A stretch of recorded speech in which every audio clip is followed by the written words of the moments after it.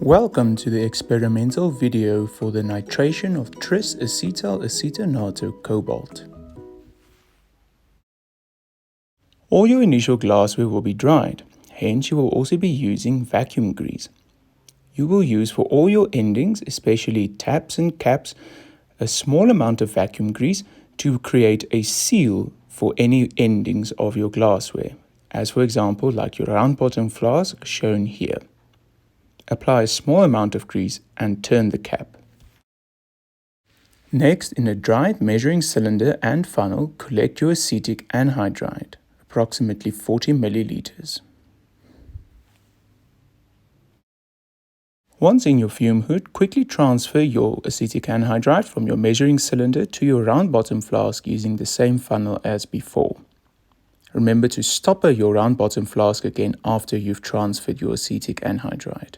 This will ensure that you maintain your dried, moisture-free conditions as long as possible. Add a stirrer bar and switch on your stirrer plate to allow stirring to occur so long of your acetic anhydride. In a dried mortar, weigh off your 2.6 grams copper nitrate.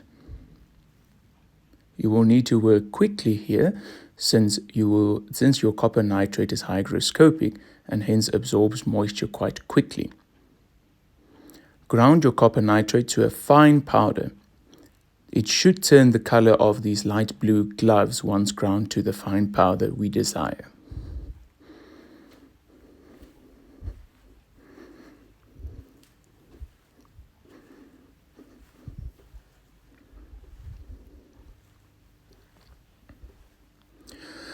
Use your spatula to remove any of the copper that is still left to the sides of your mortar. And next you will transfer it to your stirring acetic anhydride in your round bottom flask.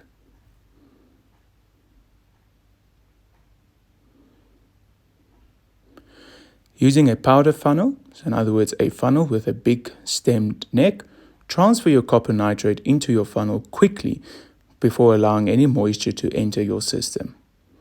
Try to work as quickly as possible while still transferring as much of your copper nitrate as possible. You may ask a friend to assist you with this process should you struggle with not having at least 5.5 hands.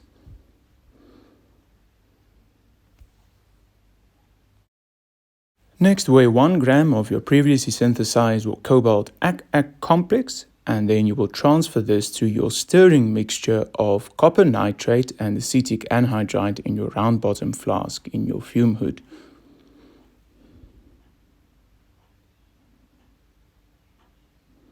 Again, using your powder funnel, you can easily do this. Always ensuring that you do this as quickly as possible to allow the least amount of moisture to enter your system. Allow this mixture to stir vigorously for the next 30 minutes.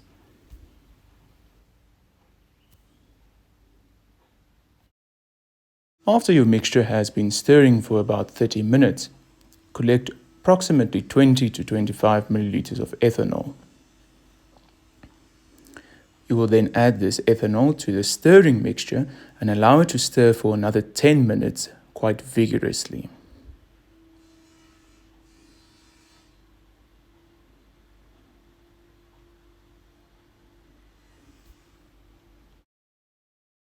Cool the 5 milliliter ethanol you will require later on for washing, so long in an ice bath. You can also use an acetone ice bath. We will now filter our mixture using vacuum filtration and then subsequently wash with 5 milliliters of cold ethanol. So ensure that you have a fully homogenized solution before you start pouring. Your Buchner funnel is fastened at the back of your fume hood and your vacuum is switched on, and that you are able to transfer all the solution in your mixture. It should be a mixture of between cyan blue and light and dark green, my apologies, and then you can wash with your ethanol. At this stage, some of the blue should start filtering through your Buchner funnel.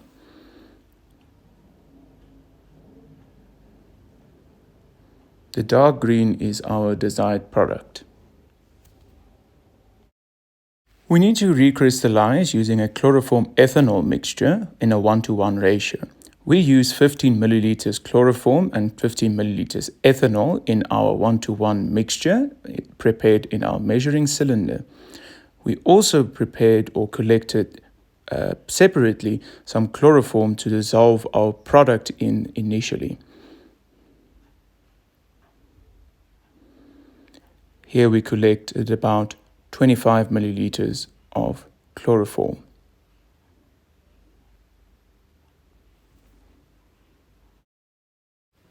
Here we have our 1:1 mixture. We have our pure chloroform and we have our dry product, as well as a beaker in which we are going to dissolve our product.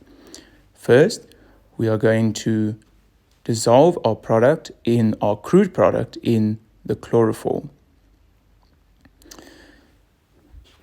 We need to remember how much chloroform we took, because later on we are still going to have to work in a 1:1 ratio. So we have 25 milliliters of chloroform in this mixture, and we still have a 1:1 mixture of chloroform to ethanol in that measuring cylinder. So we will still later need to add 25 milliliter of ethanol to ensure that we still have a 1:1 ratio of our chloroform to ethanol. A better practice would have been to add our powder to the beaker and then the chloroform to the beaker, instead of doing it this way around. Now you add your 1:1 mixture to this beaker. Of course, just ensuring some homogenization. You can also do this after you've added it to the beaker and swirl it. You can add it incrementally just to ensure that you constantly homogenize it. Because the important part here is that our product is soluble in chloroform, but insoluble in ethanol. And this is where it will crystallize. So if we have enough ethanol in the system, it will crystallize out and our impurities will remain in solution in the chloroform. So actually, my apologies to say the crude product and the product is soluble in the impurities, and the products soluble in chloroform, and only the product is insoluble in ethanol. So in other words, we need enough ethanol to force crystallization of our pure product in our mixture.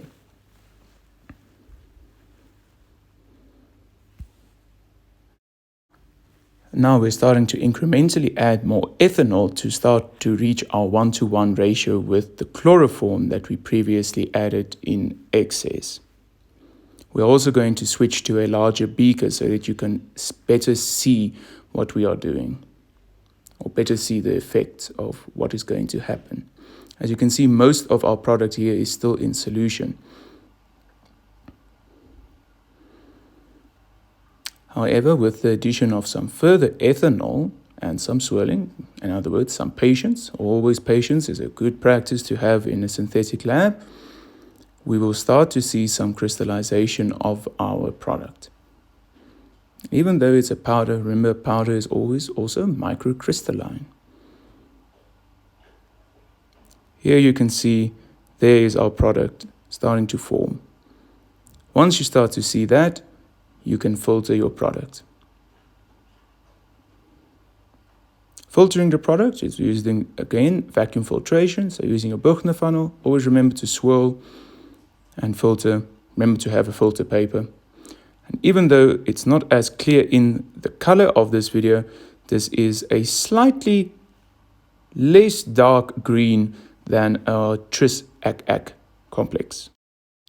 As always, remember to use the appropriate waste beakers to discard of your waste. Look at the labels, remember which part of the synthesis steps you are in, and discard of your waste in the appropriate beaker. Finally, you will need to dry your product in the oven at 110 degrees Celsius again, as you will need this mass, or you will need to have the dried mass for your yield calculations for your report, just as you had for the Tris Acc complex before.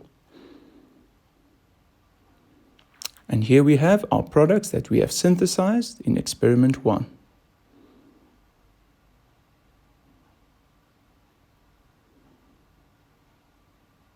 Thank you for watching.